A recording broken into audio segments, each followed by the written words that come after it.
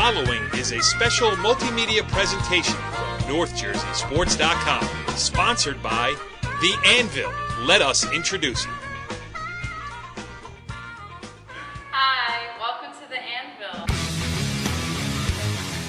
Let's get started on the tour, shall we? This is our designated area for warm-ups, calisthenics, abs, and stretching. Dan, maybe jeans aren't the best idea. If I can't get ripped, at least my jeans will. We have 60 by 100 feet of turf area for you to practice with your team or play with your friends. We have parties and field rentals. We can do basketball, baseball, softball, hockey, lacrosse, or the age-old gym favorite, dodgeball.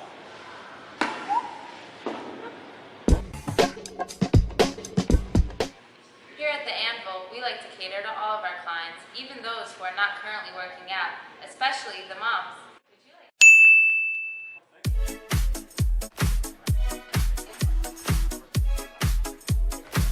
Enjoy.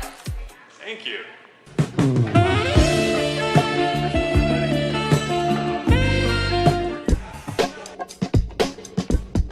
Here at The Anvil, we have the sleds to help you shred. Isn't that right, Tyler?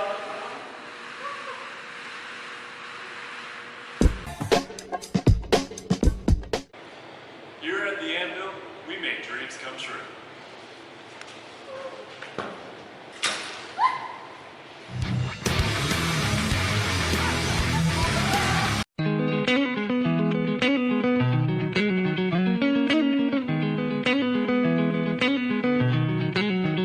Back on the football show, NorthJerseySports.com's original multimedia series talking all things football across North Jersey.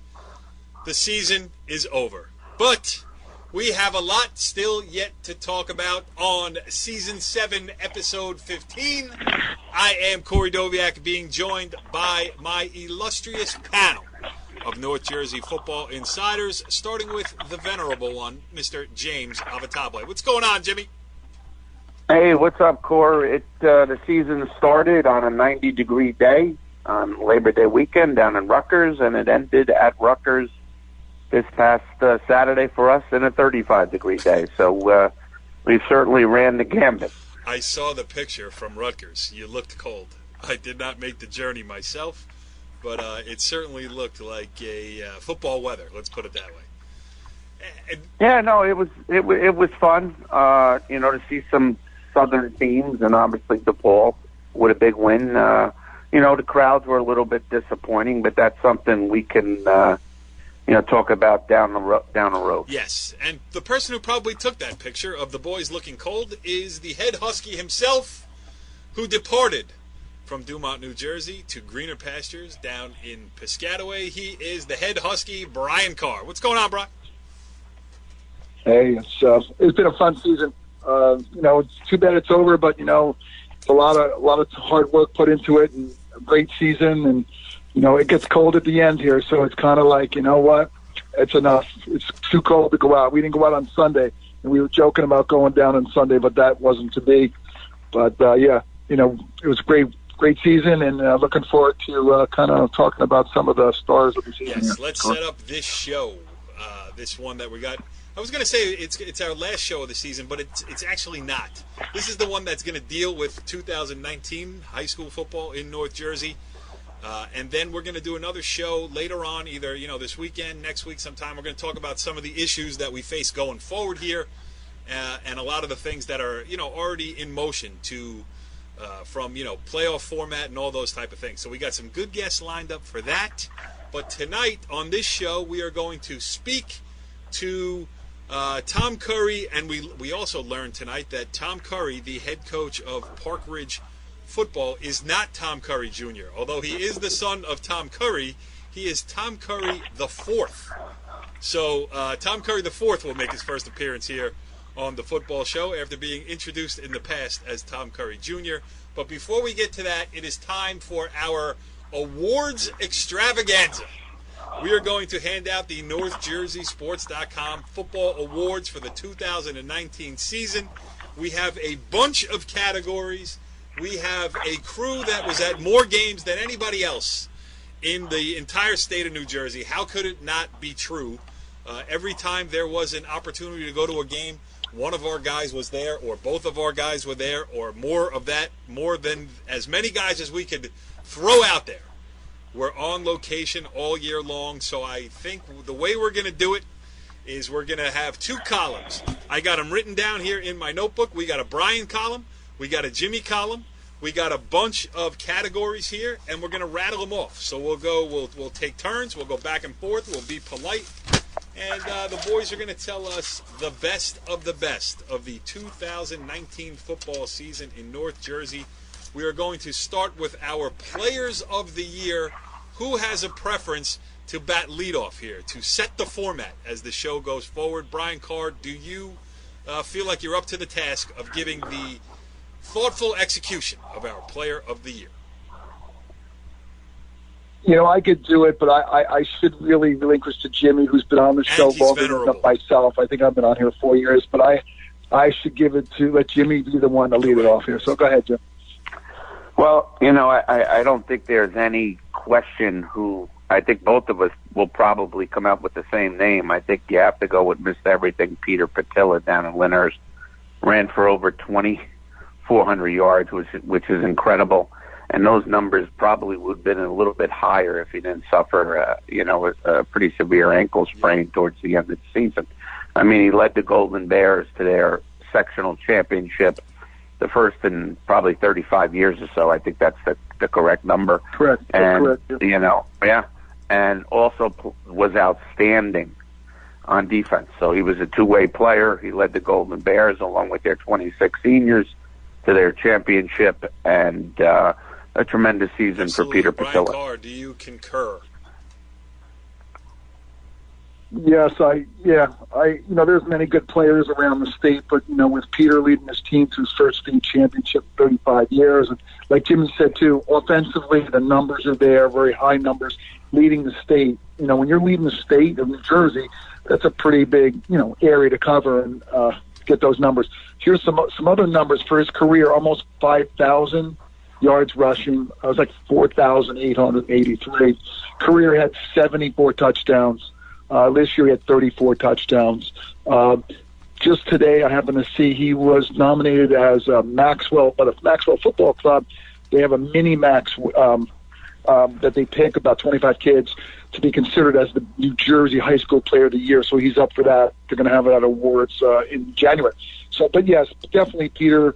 There's some other good players. There's a lot of really good, you know, quarterbacks, Andrew Butler, and there's a number of guys that, you know, Charles Del Palma had a really good year, and we'll talk about some others who aren't getting other awards. But yeah, he stands out enough to be said. Yes. He's the guy we picked. Peter Portilla, the 2019 NorthJerseySports.com overall Player of the Year, and you know, just to put the bow on a tremendous career by Peter Portilla and an unbelievable 2 years, you know, an unprecedented 2-year run of success for Lyndhurst. I mean, this is public school football. You know, it's a rising tide, it's a falling tide, and when you get the special ones, the special classes, not just players, but the special classes of kids who, you know, go through the wars together, starting second grade, third grade, all that stuff. They stay together, they go all the way through, and yeah, it takes a lot. We saw it with Rutherford's great 2-year run. They stepped back a little bit this year, although they were still relatively competitive. You know, we'll see what happens with Lyndhurst going forward. But, you know, I remember, Bride, the interview that, you know, you and I were both standing out with our recorders in the last interview we did with Richie Tuero. And, he said, I've never said that before, when he said, you know, hey, we're state champions. So the memories made for Lyndhurst and Peter Portilla will last a lifetime and then some. Down there in southern Bergen County. And now we move on to our next set of awards. This time I am going to go to you, Brian Carr, because we will go back and forth now. We will take alternating shots here. So your Coach of the Year for the 2019 high school football season in North Jersey. Yeah, it's, we, like the NJIT guys, NJIC. I'm sorry, NJIT. I was thinking of my son's college. NJIC. Both Tom Curry, the fourth, so also called Junior, Tom Curry Jr., and Mr. Tuero, Coach Richie. Both coaches over the last 2 years have been 21-3. Both of those coaches this year won sectional championships. Coach Tuero also won the NJIC championship this year. And they happened to play, Park Ridge in the NJIC championship, and so Lyndhurst did win that game. So, based on that, kind of leans us towards Mr. Coach Tuero as the winner there for that. But, maybe we should call it Coaches of the Year with, Tom Curry's, winning, continuing going on to win a sectional, or really, the sectional championship, not sectional, I'm sorry, the regional championship, which would be the Group 1 North sectional championship or regional championship. I can't make it figure it out here. That game they played at the Meadow. Whatever it is. Yeah. But so for that, you got to put Tom in the mix. They hadn't won in 25 years. They hadn't won a championship there, the Owls. So, both very deserving, and we'll have Tom Curry a little later here in the show. So I won't steal all the thunder. I find you're wavering. Are you naming one or are you naming both? Who is your choice or choices? I want to say Co. And, one of my others on the back burner, the program, as we call it here sometimes, Drew Gibbs, 26-0 over the last 2 years, is another very deserving coach. But I would tend to go with a Co. and Mr. Curry. Jimmy, did I hear that right? Did Brian Carr just choose 3 coaches of the year? Yeah, I believe so. Show him how it's done, Jimmy.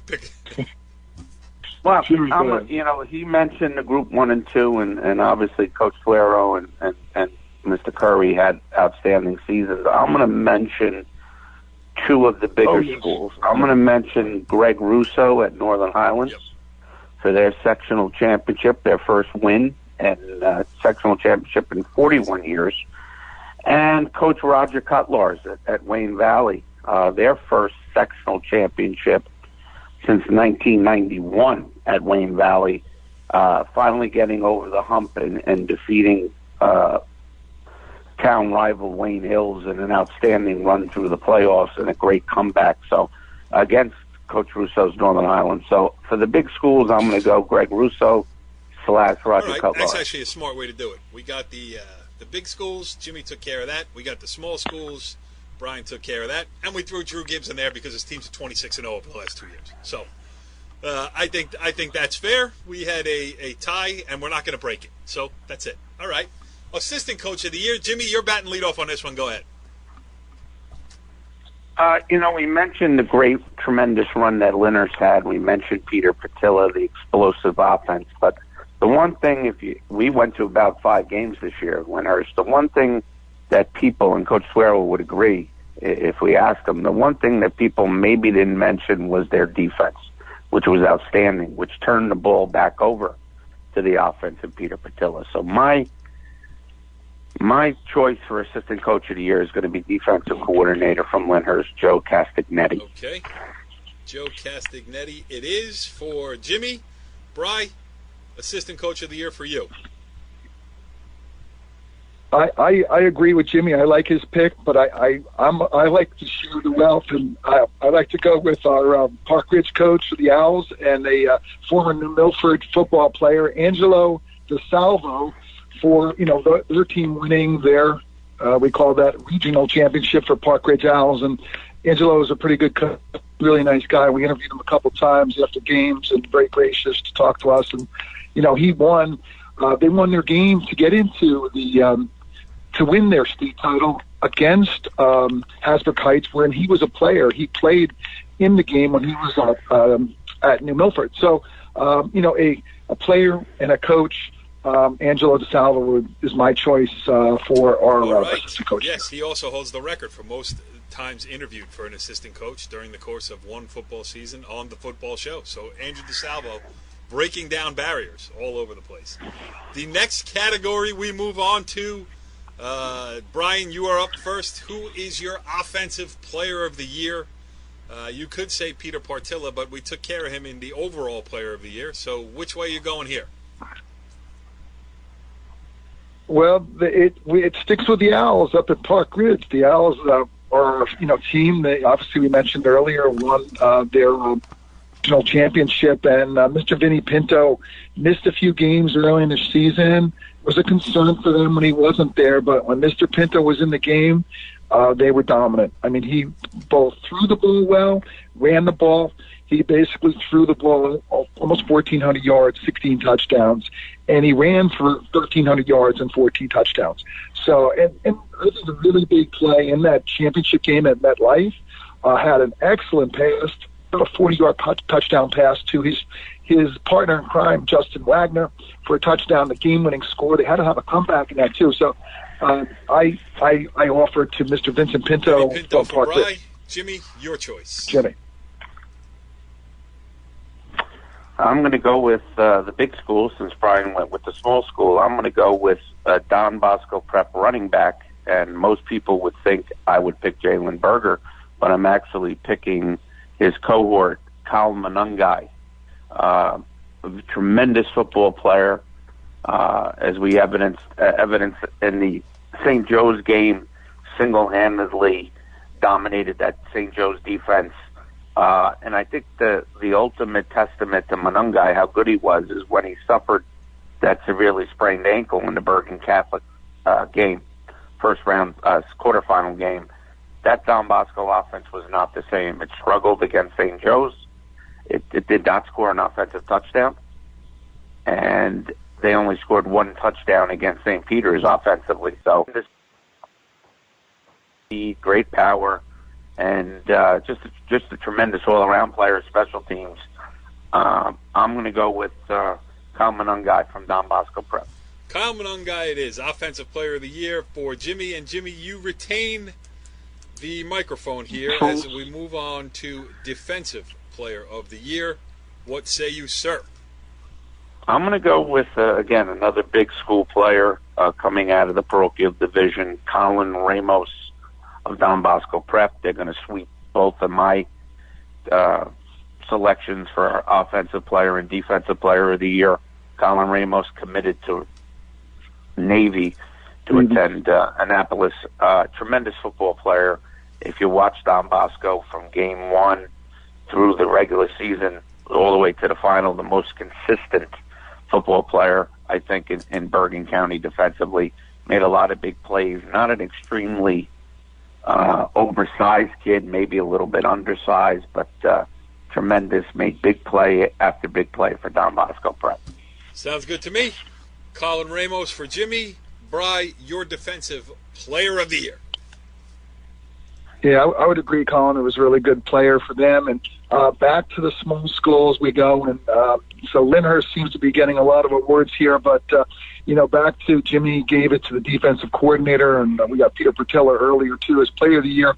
We go with Ishmael A., who was their leading tackler with a heavy 141 tackles, 3 sacks, a couple fumble recoveries, an interception in their semifinal, in the sectional semifinals. The defense was solid. We noticed that most of the year. He probably had some benefit, really strong defensive line that helped him out. But Ishmael did a very good job for them. And there's a lot of other kids like Chris McLaughlin, a really good player, and obviously Peter Pertilla and the rest of those guys on defense. But so he gets it for leading the team in tackles, and good job for the Lyndhurst Golden Bears. Okay, we're moving on now, Bry. You maintain control here. Team of the Year, big school division. Brian Carr, who do you got? The teams, it's a challenge. There's a lot of really good teams here. The Ramapo, a dominating year this year. Ridgewood, having, both of them winning their titles, their regional titles. It's a tough one. Ridgewood, I think, let's go with Ridgewood. They won a lot of their games this year without their coach, who was sidelined. The coach wasn't there to Chuck Johnson to lead them on. So give credit to those other coaches on the staff who, kept the ball rolling with the rest of the players. A team that doesn't have, it seems to be a lot of big stories, but they have a lot of good players, and they, consistently win. So let's go with the Maroons and the Ridgewood Maroons for the big boy. Yeah, just to team of add the in, year. I mean, I never Ridgewood in that first night, that Friday night at the Meadowlands, and I went for the Lyndhurst game, I went for the Ramapo game, and then I talked to myself, I'm not staying for Ridgewood. They're gonna get smoked by Union. I could not have been more wrong. So from that standpoint, surprise of the year for me was Ridgewood in a shootout. A high scoring affair, handling Union pretty well there. So I can't disagree with you at all, Bride, making Ridgewood your team of the year for the big schools. Jimmy, same or different? I'm going to go different. I'm going to name one of the parochial schools as the team of the year. I'm going to mention DePaul.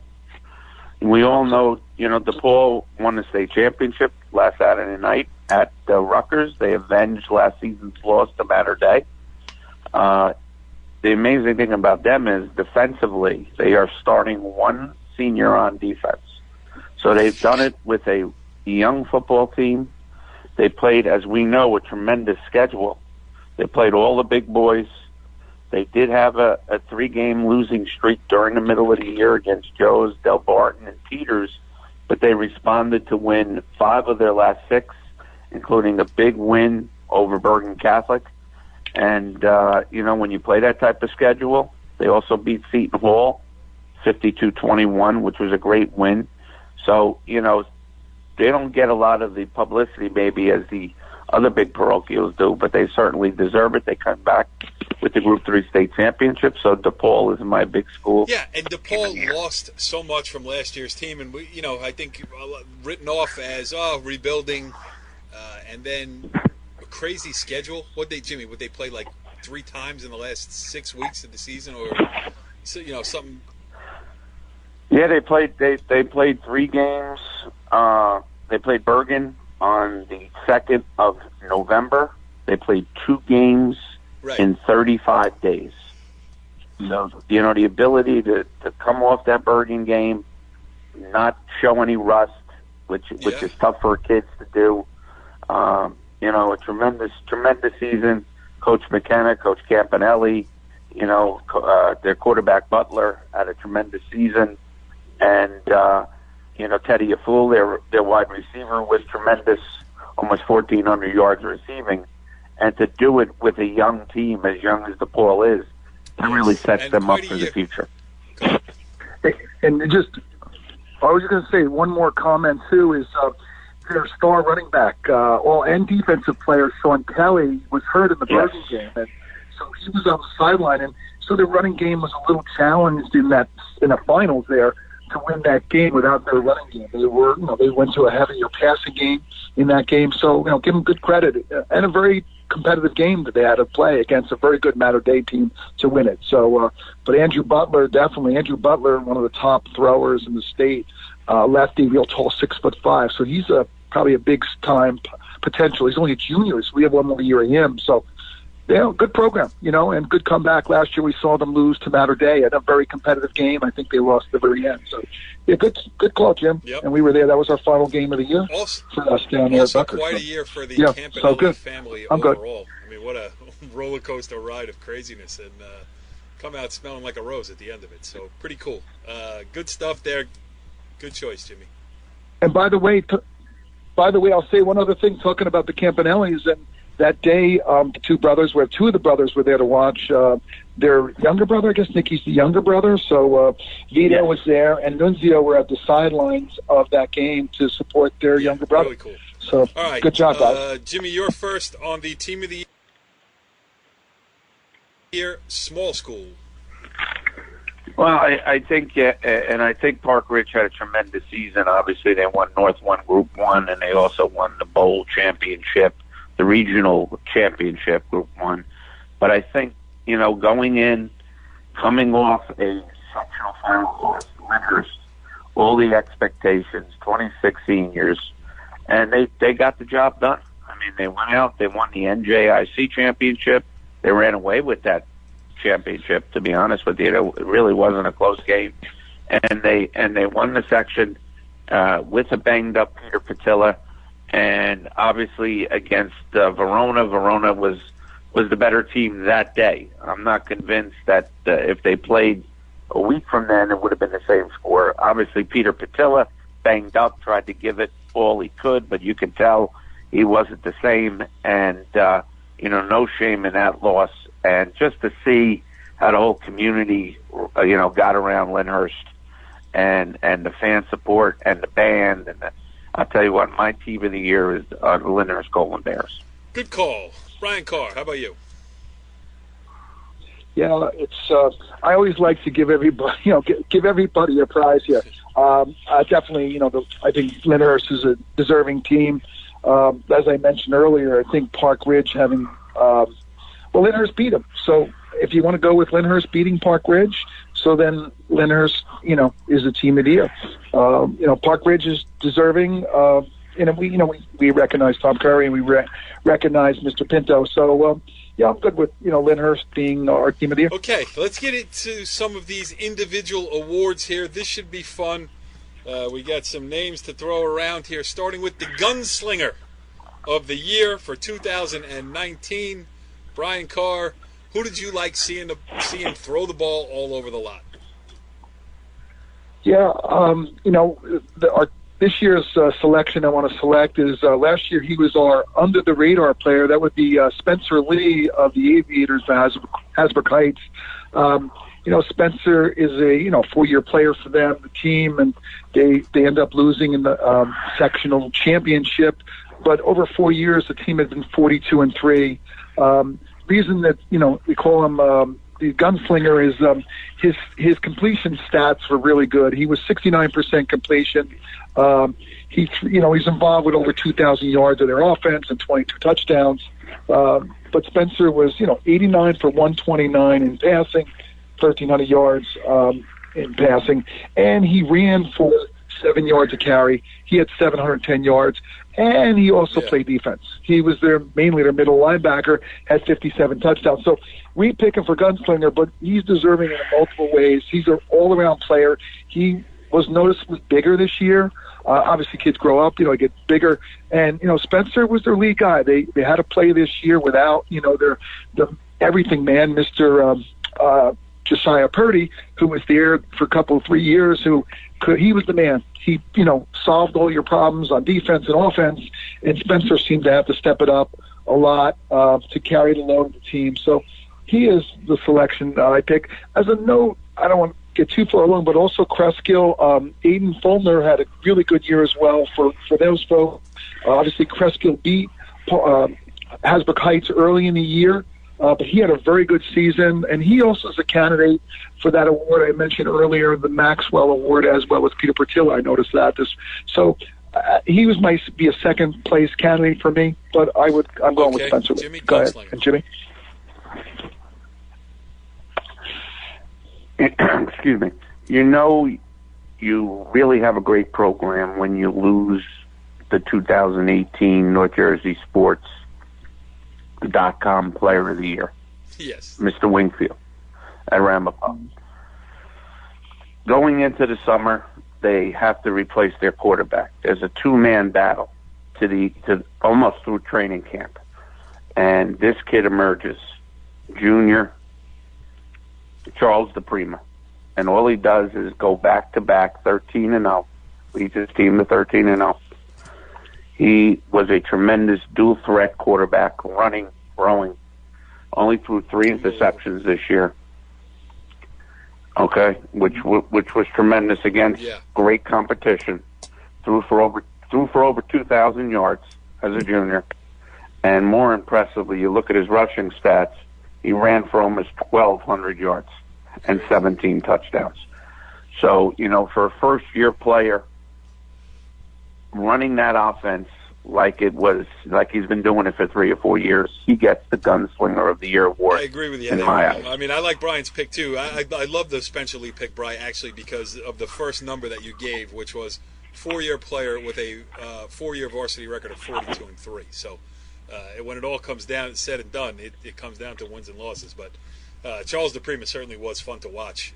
Great, and he's got another year left in him. I mean, an all-time season for Rampo. you could say, you want to say, but really it's not, just a continuation of the great expectations that they set for themselves and seem to be able to reach year in and year out. Good stuff. Good picks by both of you guys. Great seasons by Spencer Lee and Charles DePrima. And now we move on, Jimmy, to the Tough Guy Award. You know, when you think a tough guy, you might say to yourself, hey, this kid might be a little bit undersized. And I think this kid is a perfect example of a tremendous football player and maybe not prototypical size for his position. He played in the big boy division of the Catholic School League at 190 pounds as a middle linebacker. Frankie Monty, St. Joseph Regional, all over the place, probably pound for pound the toughest player on that team. In that Don Bosco semifinal game early in the first quarter, he sprains his ankle. And we get word from the sideline that, hey, it's a pretty good ankle sprain, but he's going to tape it up and play. And play he did. A guy that's not afraid of contact, actually looks for contact. Yeah. Sometimes when he doesn't have to. But my choice is going to be Frankie Monty. A good choice. Of Brian Carr, who's your tough guy? And you can't name Larry LaFleur. He graduated. Okay. Larry LaFleur, or I was going to mention Bobby Maines because he's our tough guy. But we have an award for him. I have to go with a tough guy. With Park Ridge, we've mentioned all their accolades so far. But, we mentioned Mr. Pinto before, but his partner is Justin Wagner. And the two of those, they're just a tag team duo, the two of them. Justin was in. He had, receiving he had almost 800 yards, 7 touchdowns, rushing, almost 1,000 yards, playing defense. The kids at Park Ridge, most of them have to play both ways. Yeah. So these are tough kids that have to play. You only have 28 kids on the roster. Right. And all these guys, there was the one guy on the team. There's a lot of tough kids on that team. There was one kid who, against Hasbrook Heights in their state final, that the kid couldn't play. He was like at 100 and something degree fever. He says, I want to get out and play with these guys. In the second half, goes in and gets dressed and goes out and plays the second half, and they come back and win the game. Crazy. So, Park Ridge, the coaches, we'll talk, Tom Curry and his guys, and we talked about Angelo Rosalvo. They've coached them up, to get those kids playing. So, I go with Justin Wagner for Park Ridge, and I'm good with Jimmy's selection, Frank Monty, one of the top tacklers over there on that side. So that's my selection then for that tough guy. Good one. All right, Bri. Continue. Lineman of the year. So let's head up north up to world headquarters there up in Northvale, New Jersey. Yes. And we'll pick the big guy. I happen to play golf. Not that because I played golf with his father at the Old Japan golf outing back in August. I played with his dad golfing. But I got to know his name, Pat Passalacqua, who he's going to Columbia. Good school, good education, but he's a big kid. When you see them guys play, I like linemen too. Linemen are my kind of guys. I like the big guys. The quarterbacks, they get all the stars, the accolades because they drive everybody up and down the field. But the big guys got to do the blocking and tackling. And Pat was one of the big guys. Supposedly the story goes he was once a quarterback too. So he's played a few positions, and then he went over and played on the line. But he was key to the Old Japan. Old Japan's been there for every year. They seem to be there, and they did lose. They could have won a state championship. They lose on the last drive late in the game. They lose to Wayne Valley. And that was a crazy thing. So Old Japan and Pat Passalacqua is my pick for the lineman of the year. I think that's a great choice, Jimmy. Mm-hmm. I go with a kid also in the big boy division, a 4-year starter in the big boy parochial division, which doesn't happen very often. Mr. Brian Felter started out as a freshman and has continued sophomore, junior, senior, 4 years going to Rutgers. A dominant run blocker, a very nasty lineman, and I say that in a very good way. Again, 4-year starter at the big boy division, the offensive line, Brian Felter from Bergen Catholic. Good one. All right, Jimmy, you got receiver. Continue. Receiver of the year, we saw it, Brian, Saturday night, DePaul, Matter Day. He was simply the best player on the field. Over close to 1,400 yards rushing this year. Teddy Afoul from DePaul, coach from DePaul, said it in the article. He believes he's the best wide receiver in the state, and with those numbers, how could you vote against him? So Teddy Afoul from DePaul. Good one. I like Jimmy. I like the way you scoured the big boy division. We don't always pay enough attention to them, but I think you're doing a great job here of giving them the recognition that they obviously deserve. Bri, what do you say? Yeah, Teddy's a really good player and helped lead the DePaul Spartans to their victory. He had a touchdown in the game. Good pick, Jimmy. The other guy I was happened to talk to, one of the high school scouts who checks out players and try to get some information from reliable sources. And we're going to go with, and we call him out of this world, and his name is Zach Saturn. Zach Saturn from Northern Highlands. Zach Saturn he was 45 catches for 825 yards. Obviously in Northern Highlands had a very good season, win a state championship. And as Jimmy mentioned before, Greg Russo, I think you mentioned that, Jimmy, Greg Russo as a good contender for Coach of the Year. But, one of his players there, I thought he had a really good year. So I kind of go with that. I like Jimmy's choice, but also, go with out of this world, Mr. Zach Saturn for receivers. Great one. And with a name like Zach Saturn, a fun pick as well. All right, now we'll move over to Toe of the Year, which means with the Toe himself having graduated, we are reclaiming that name to give an award to the best kicker, whether it be kicker of field goals and extra points and kickoffs or punter. Who is the Toe of the Year for you, Brian Carr? So my toe, well, it used to be, it was the shoe, which was Angelo, the shoe, yes. Angelo, the shoe, Guglielmo, Angelo. And Angelo did show up at a game this year. He was up there supporting Joe's this year at a game. One of the guys, I'm back to Northern Highlands again here, Andrew Haas. He was 90% on his field goals. He had 10 field goals. Not many field goals by kids this year. Most of them are about 3 and 4 or 5 this year. But he had 10 field goals. He also had many booming kickoffs. I think he missed one extra point out of 44 chances. He had 64 kickoffs, and he had 15 touchbacks. So he had a very good year, probably one of the best kickers in the state.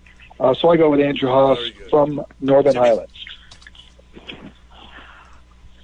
Yeah, you know what? I wish I could find someone else so I could disagree with Brian, but I can't. I think it's Andrew Haas of Northern Highlands. They lost their kicker, believe it or not, transferred to St. Joe's during the year. And he also has a tremendous leg up there and has a great future. But Andrew Haas was tremendous. You mentioned missing one out of 44 or 44 out of 45 extra points, 10 field goals. I mean, that's a tremendous season. I believe he's a junior, too, so the best part of it for Northern Ireland. So Andrew Haas is my toe of the year. A clean sweep for Mr. Haas. Let's move on now to some of our more creative awards here as we move on to the Manager of the Year. Relinquishing the crown this year will be one Hope K. Doviak, who last year was the rookie manager Park Ridge for the year, and perhaps next year we'll be able to reclaim her crown. We'll see how she does. But Jimmy, who is the new? Well, you know what, Bri, you take this one first, because I think we're all in agreement here with who the recipient should be, and you were there, and you have a good feel for this stuff. So our manager, parentheses S, which might mean there's a couple of them of the year here for NorthJerseySports.com. Yeah, there's two very deserving young men that they participate on their team, and they're there, and their team is behind them. They're behind their team, and the first one goes to Maddie Ice Gray from Park Ridge, and it was a special day up at Park Ridge. They, I think it was the Emerson game, and they went out. I guess they reached out to the NFL and were able to get tickets for Maddie Ice. Super Bowl tickets for him to go to the Super Bowl. They were able to get that. They entered him in this to get it, and he was awarded those tickets. But Matty is a really good kid, and he scored a touchdown for the team a few years ago when he was in high school. Now he's out, but he's still coming back and involved. The other young man that, they're I'm seeing Co, and I got a picture of them together down at Midhurst at the NGIC game, title game, and that's Tyler Bannels.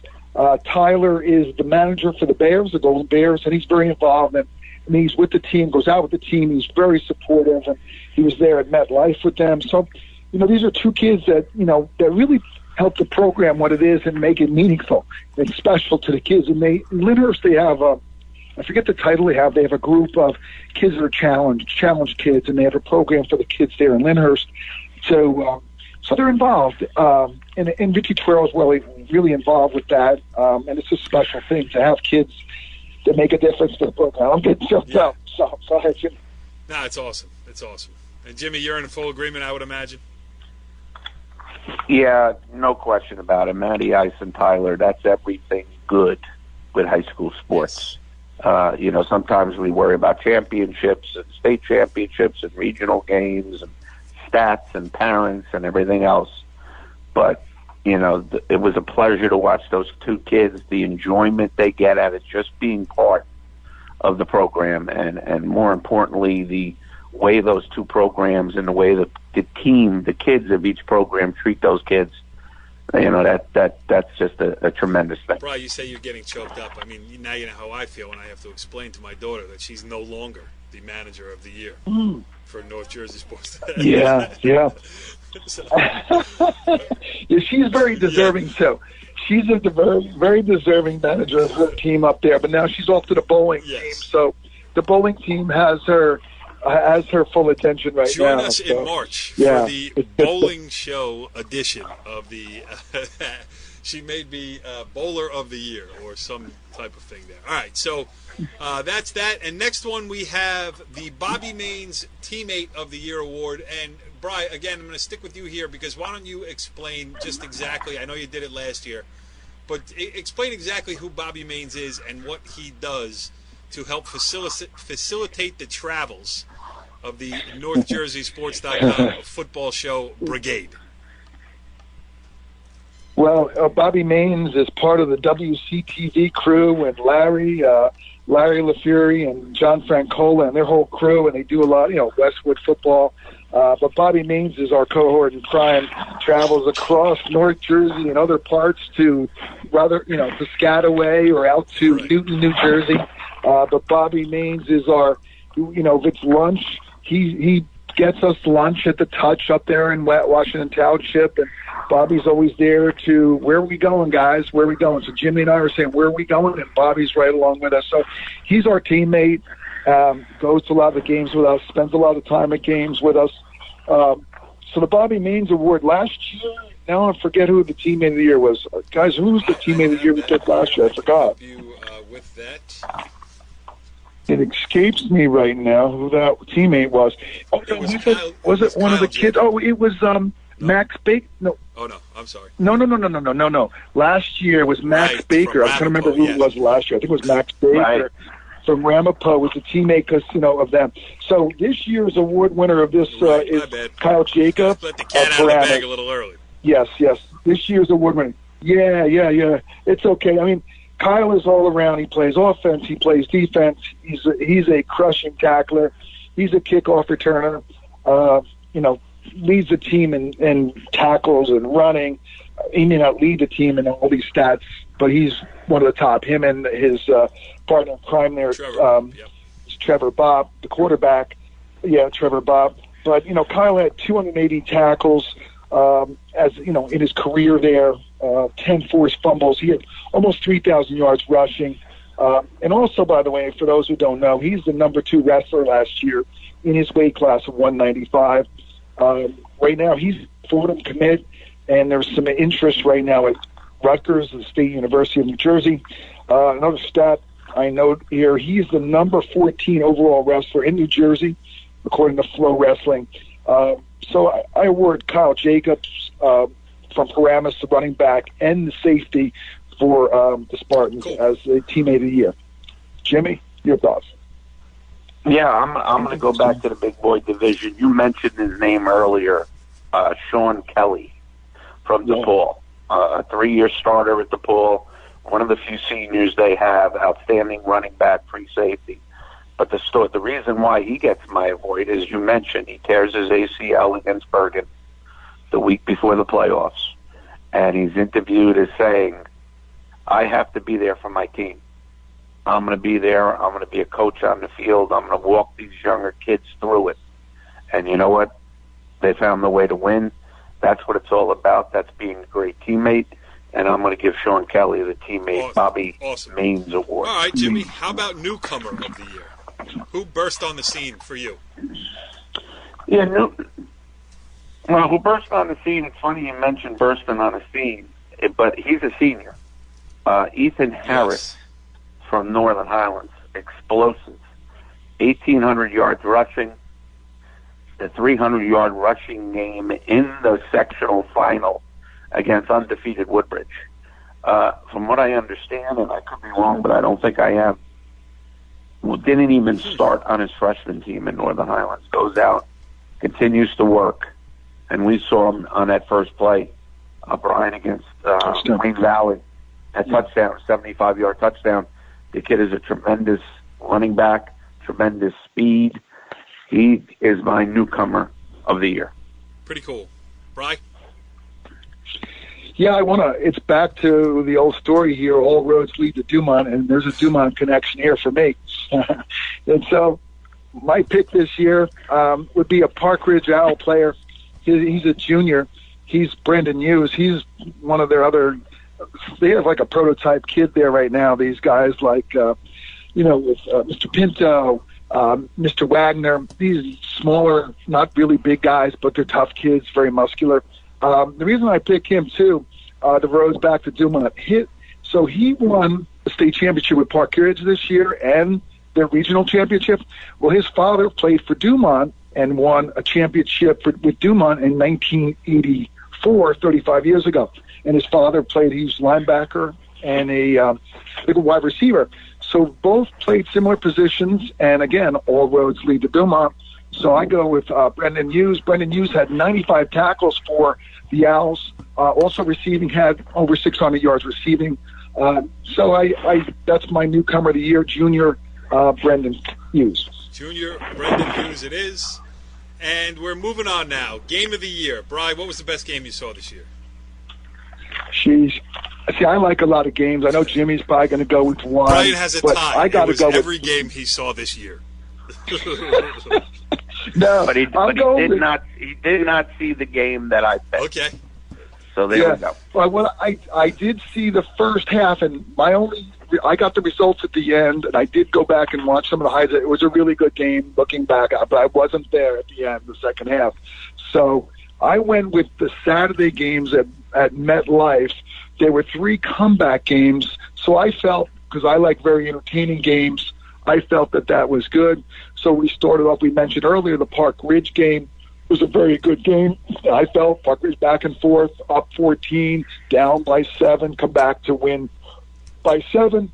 Then we had the next game that day was the Wayne Valley Northern Highlands game, and Jimmy mentioned just a few minutes ago about Ethan Harris, first play touchdown. They go up 17-0, but Wayne Valley comes back 21-17. And then the nightcapper, not the greatest game. A couple players got hurt for Don Bosco, the quarterback and the linebacker. But, the big boys. We had the big boys. St. Peter's Prep. St. Peter's Prep goes out. St. Peter Preps come back. They were down, was it 14? I think it was 14. I think they were down 14-0, 13-0.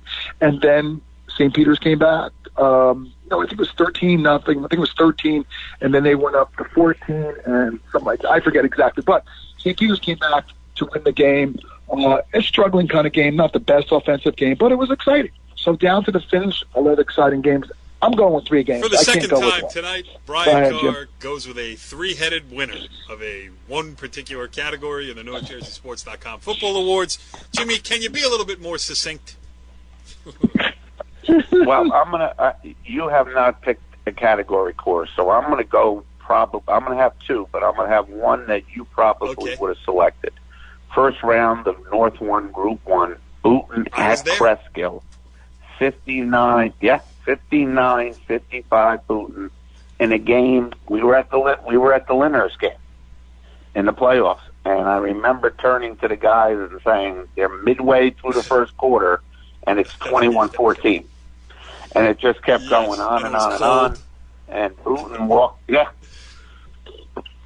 walked away with a 59-55 win over a really good Cresskill team, and it was one of those games where the last person with the ball was going to win. And that's why I picked Booton to then take care of Park Ridge in the North 1 regional or crossover, Group 1 North regional crossover, and was wrong. So I really don't know what I'm talking about, which is why I haven't picked any categories tonight. Go ahead. That's right. My other choice, the one I would pick, would be the Group 5 championship game at MetLife, bowl championship game, Union Ridgewood. Now you got to realize Ridgewood's playing half the season without Coach Johnson, who was in the hospital. Union is undefeated with a tremendous 12-0 record. They jump out by 2 scores over Ridgewood. And you just felt that, hey, Union has a chance to put this away. But as Ridgewood did all year, they fought back. They scored with under a minute left to take the lead, take the 41-37 lead. And Union went down the field, got the ball inside Ridgewood territory, and Ridgewood intercepted a pass on their own 20-yard line to seal it. And tremendous game, back and forth, wing tee up the field running, Union throwing the ball up and down the field. So it was just a contrast in styles, but that's usually what makes a great game. And to me, that was the game of the year. At a local party somewhere in the great state of Duke. Yes. If I'm not. Yes. All right, Brian. Who's the super fan? We got 2 left here. We got super fan. You know what? We got super fan, and then we'll name a couple of best names. But who's the super fan that you saw this year? Besides myself, who was just so keyed up about football he couldn't contain himself. Right. Well, besides Bobby Main and Jimmy and Vinny and Jimmy's dad, and the rest of us guys. The other one I noticed, and he was an honoree back to the YMCA. I may have mentioned that earlier. I didn't. We were talking about it offline before I mentioned the YMCA dinner this year. And a young man from Northern Valley, Old Japan. His name is Christopher DeGennaro. Met him last year on the sidelines up at Old Japan, and he was a runner there at the school. He's a challenged young man. He has an autism. I'm not sure exactly what that is exactly, but it was an inspirational award honoree at the Y dinner, and this guy stole the show, and he understands his challenges. He has like ADD and all these things, but he spoke so eloquently. It was amazing. Ed Camp said, "You were the best," and he was really good. This kid was unbelievable. The crowd, there's 300 people in there. They're all yapping. There were about 100 officials there, and they're all in the back talking. He stopped them, all quiet. This kid had their audience. He's a great kid. I met him with Tom Cashel on the sideline. He's at the games. He loves Old Japan sports, but Chris is a great kid, and he's one of those kids, super fan. He loves the program and going to their games. So Chris is my now. First of all, yes, I agree picked with this you year. 100%. Jimmy. Christopher DeGennaro is a great kid. I've known him since he was little, and actually coached him a little in recreation indoor soccer about 100 years ago. So, Brian, I could not be more thrilled with that choice of Christopher DeGennaro, a true Northvale original and a really good kid from a great family. Okay, Jimmy, you're a super fan. I agree with Brian on Chris, but my choice is going to be none other than Brian Carr. Great. 45 games he went to this year. Would have been 90 if he could have. Right. It just wasn't. It just couldn't happen. He's already getting his schedule for next year figured out, week 1, week 2. Yeah. But it really is a fun thing to be able to go to the games with you guys, and it's a nice group we have. But I think Brian is the ultimate super fan. Here. I Thank you, Jim. second that. Thank you, Jim. No, That's great. Thanks a lot. Appreciate there it. is some ambiguity to every other award that we've given out tonight. There are arguments to be made one way or the other. Superfan, Brian Carr, Stone Cold Lock. Great stuff, boys. All right, we got one more order of business to take care of this evening, and that is going to be our conversation with Tom Curry. So let's get right to it. He joins us on the Anvil Performance Hotline. He is the head coach of the Secaucus Fighting Patriots boys basketball team, but we're not here to talk about that. Tom Curry, thanks for joining us here on the Football Show. Thank you, guys. It's great to talk to you guys again. It's always a pleasure, and looking forward to some good conversation. Yeah, well, you've had a couple of weeks to digest. Well, actually, for those who don't know, Tom Curry also the head coach of the Secaucus boys basketball team. So you've switched whistles there, and you're in a different mode, I'm sure. But a couple of weeks have passed since the great victory in the MetLife Stadium for the Group 1 North Crossover Championship, for whatever that means. But I'll tell you what, you finished off a heck of a season with a heck of a win and a heck of a venue. Have you gotten a chance to put it all in perspective yet? I don't think so. We're kind of going through our award season now. We just had the all county dinner last night where Vince got honored. We had our varsity awards dinner on Tuesday night where it was kind of special and all the kids were there. But I don't think it really digests. And we talked about that with the kids.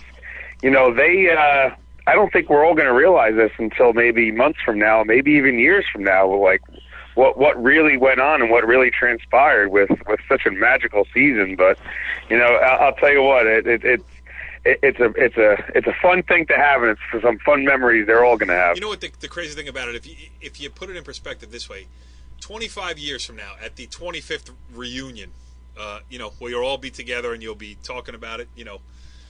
Not too many other teams at Park Ridge, football teams, are going to have this same success. Listen, I wish Park Ridge all the success in the world. I hope it happens for them every year. But in reality, it's not going to happen. So it'll be interesting to see just how long this lasts, stands up as the special season that it was. So I think you're right. I mean, it is going to take a long time to really get a handle on it. Yeah, no, it really will. I mean, people have even still talk about the '95 team that won it, and I think you're right. They're going to literally, it's going to be a 20-year reunion, or the year hopefully they get inducted into the Hall of Fame up there, where everybody's going to sit back and be like, wow, this was really a special team. And for a small school, we only have 28, 29 kids on the roster. For a small school like that, it doesn't happen all the time. So, you really got to cherish when it really does, and you're going to embrace it. And these kids are fortunate they were part of it, and the coaches are fortunate they're a part of it. But you're right. You're going to see it down the line where it's like, wow, look what we did. Awesome. Go ahead, Bri. I don't know where you started already because you gave an award to every Park Ridge player, every Park Ridge manager, every Park Ridge head coach, assistant coach, athletic director. Why don't you start with the grounds crew, Bri, at Park Ridge? Right. Well, we forgot to recognize Chris Brown. We just didn't give him an award. Chris Brown was very gracious up there at Park Ridge whenever we come up, and he's great to us on the sideline. Hey, Coach, congratulations. You were our selection as a co-coach of the year. It was hard to separate the other coach you're joined with, but we congratulate you on having a great year. 21-3 the last 2 years. Well done. What's my question? I don't know, Tom. How does it feel to have been now a championship and also a regional crossover champ? How does that feel for you guys? It's a really great feeling. The group of kids we've been together now for 4 years, especially this group of seniors. And we knew it was going to build towards this. We had dreams of high success, but they took us to places that we never even imagined could be possible. And, hats off to them. They bought in from what we preached every single day. I'm blessed. I feel like I have probably the best coaching staff around, and the kids just bought in, and they understood from day one, it's about doing things the right way. And fortunately, when you get a great group of kids, and then on top of that, a great group of talented kids, great things happen throughout the season, and that's what transpired this year. Yeah, Coach, first of all, congratulations. You had a tremendous season. You mentioned that it was a landmark season, and certainly was, but I think if you go back to last year, where I think the foundation for this year was laid, you go 9-2, you go to the NJIC semis, you win your division, and you lose a very difficult game against Butler. A couple of our members were at the game. Talk about how those two tough losses led you into the season. No, I would definitely agree with that. And to these kids' credit, we talked all year. Our main goal is always to go, win our game that we're playing that day, and then win a league title. But in the back of our minds, we all had the thought, hey, we want to get back to the state game and win it this time, because everybody there, that was a great high school football game we played against Butler, and we came up short. And I think a lot of the kids who came back had that taste in their mouth, and they realized, hey, you know what? When we get back there, we know how to do things differently. And that's what happens. Seniors win championships, and especially when you have a couple of good ones with Pinto and Wagner, they're going to do some great things. But, it was in the back of our mind all year, hey, we want to get back there and win it. And, to their credit, literally from January 1st of last year, everyone was in the weight room doing what they needed to do. And you saw what happened on the field this year with it. All of those things being said, and it really sounds like you were able to at least recognize what was happening this year as it was going along. I mean, I know, as we said, it's going to take a while for the history part of it to catch up, but I think you enjoyed the ride. The question is, it always is too, for the big schools, for the small schools, for the parochial schools, for the non-whatever, how do you do it again? And my question is to you, in a Park Ridge, where, you're not going to always have that, let's be, the Vinny Pintos of the world who come in, you see it coming. I remember Vinny Pinto hitting a big double. I think he was a freshman in a baseball game that I was at. I mean, you could see the kid had no fear back then, to progress along with these other seniors. But, from a coaching perspective, and from more than that, like a managerial perspective of running a small school football program, like the work starts soon. How do you build? I don't know if you can build on it. How do you see next year? You know what I'm saying? Like, what's your take on what comes next? You can never replace a great player like Pinto, like a Wagner, like Conklin, one of our offensive linemen. We had a small senior class with 6, but we still had some special players with them. Right. And you're never going to replace them. But the weird thing is in the beginning of the year, Vince got hurt. So we're sitting there and we're thinking, all right, what are we going to do now?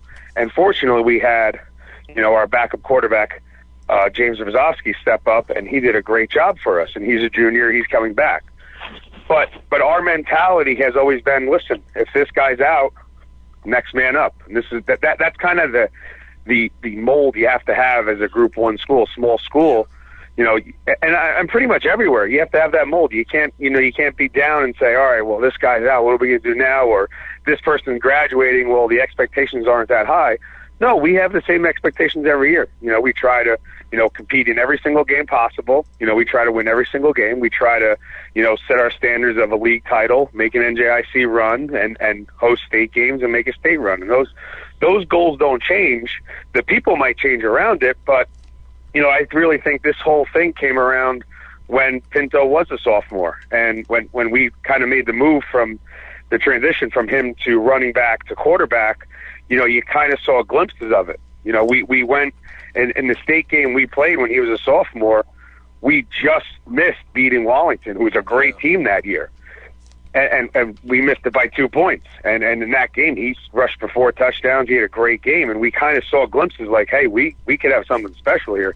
And you're never going to replace those kids, like I said. But, you try to reload, you try to retool. And we have 7, 8 starters coming back on defense. You know, we lose the 2 big studs on offense, but we think we have some firepower where we can kind of withstand maybe a little bit of a run next You got to bring up a couple more guys because Brian's going to run out of. You know, he likes to hand out 100 awards to Park Ridge kids. So just make sure you bring enough through to pick up the slack. Brian, you got another question? Go ahead. Hey, Tom, I have 2 people I want to mention. Some of our honorees, but back to my favorite subject. All roads lead to Dumont. I think I told you about this, Tom. That Brendan Hughes, his father, Brian Hughes, played for Dumont, and 35 years ago, his father won a state championship, and now his son, Brendan, won a state championship. He's a junior for you, so he'll be back, and we also gave him an award. We gave him a Newcomer of the Year award, Brandon. So talk about him and some of the other guys, and I have one other follow-up to that on one of our other honorees later. Talk about Brendan. Well, Brendan's been, in terms of football, pure football talent, he probably has some of the best around. He's physically, he's an imposing kid. He's a great baseball player too. I had him for years when I was coaching the baseball as well. But he is a tremendous player, and he kind of goes, under the shadows a little bit with Wagner and Pinto, but offensively he was an amazing receiver, but he also did most of the dirty work in terms of blocking, in terms of, doing kind of what we needed to do in the role-wise, and defensively he was a tremendous linebacker, and we have him back next year, which is outstanding because he can fill inside, outside, and just a competitor, the kind of kid who's, he's a lunch pail kid. He's going to show up and do all the dirty stuff, and he's a great player for us. And it's funny you say all the roads lead to Dumont. Half my family lives in Dumont, and they all say, like, oh, I remember and you say the Hughes kid there, and they all know his name, but it's funny, but he's a great kid. And we have a lot of those kids coming back. The kid Daniel Guten's another tremendous linebacker who's going to do a great job for us next year, and Daniel Kim, and we're lucky. We're kind of blessed in that way. Good. Hey, another follow-up. One of our other honorees, we honored as one of the team managers of the year, Matty Ice. Gray, talk about Matty and what he means to the program for you guys up there. He kind of keeps everything light and in perspective for us. He comes around, doesn't matter if the weather is good, bad, or indifferent, doesn't matter what day it is, he's still there, he shows up, and the kids are drawn to him. He puts a smile on their face, and I know they put a smile on his face, and he's ecstatic, not only in terms of, I know the big thing is he got the Super Bowl tickets and all that, but you should see it and hear how proud he is that, we won a state title, and he's a big picture for that, because the kids really are drawn to him, and they get it, and they understand, hey, you know what, sometimes you put football in perspective, that life is the bigger picture, and that's the one great thing about the Park Ridge kids is that they get it. They're kids that, hey, they're going to do the right thing at all times, whether it's football, basketball, baseball, academically, whatever they're going to do to help things out in the community, they do the right thing, and that's, he's a big part of that situation as to why they do that. Scalp those tickets for. Great. I think so, and I think a lot of people are offering him a lot of money, or he's maybe bringing a friend along. A lot of people, he has a lot of friends all of a sudden. Jim, you got one more? Okay. That's great. Yeah, that was okay, great. That was a special. Tom, that was really a special night that night, and the Giant football player came up and gave him the tickets, and I think the players were really. They enjoyed it too. You saw after he got it, they all surrounded him, got a picture with him. So I think they generally really, he's part of the team, Oh, 100%. And he really is. He comes every single day. The kids have a genuine, just a huge heart for him, and he's got a huge heart for us. And like I said, he's part of the family. And like I said to all the kids, when you graduate, when you're here, when you play for us, you're a part of a family that a lot of people can say, they're a part of, which is something special, there's something to be said for someone being part of bigger than yourself, and a lot of those kids get it, and he's definitely one of them. To leave it. I mean, that's well said, Tom. And it's what high school sports are supposed to be about. I mean, I was going to ask you other questions about how you feel about the playoff format and all that stuff. But we'll get to that next year. I like what you just said there. I love the idea of kids like Matty Ice being prominently featured. And what else? What are we here for? And sometimes kids end up in the right spot. And Matty did with you this year. Your team, unbelievable. Great to watch. I mean, I picked against you. I saw Booton beat Kreskill. I thought there was no way that you guys were going to overcome that. You proved me wrong. I'm happy you did. I'm happy for you. I'm happy for the town of Park Ridge, and I'm even happy for Chris Brown. So great stuff, Tom. Congratulations. And we'll see what happens with the Secaucus boys basketball season, because the ball game is about to make its debut. Our basketball show coming up in the next week or two. So, get some big wins there, and we'll have you back. Well, listen, be on the watch out for them, too. I was burning the candle at all hours when we made our run. I went from football to basketball and basketball to football in 1 week, and I thought I was going to be divorced by the end of it, but my wife's amazing, and she's been great with it. But yeah, thank you guys. I appreciate everything you do and all the coverage. It's always amazing, and it's all about the kids, and you guys do a great job. Thanks, Tom. We'll talk to you soon. Follow the leader.